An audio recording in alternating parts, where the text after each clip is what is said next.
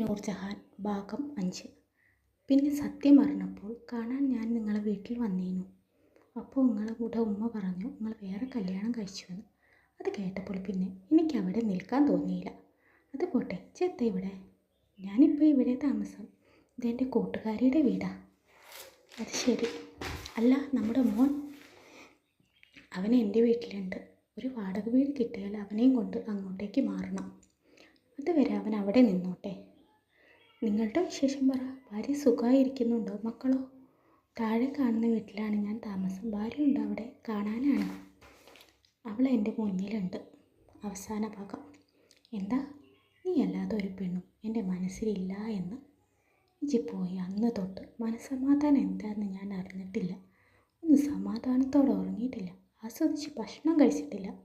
പറഞ്ഞു തീർന്നത് നൂർജഹാൻ കുഞ്ഞാപ്പൂവിനെ കെട്ടിപ്പിടിച്ച് കരഞ്ഞു. കഴിഞ്ഞതൊക്കെ ഒരു പേടി സ്വപ്നമായി മറക്കാം. നമുക്ക് ഇനിയൊരു പുതിയ ജീവിതം തുടങ്ങാം.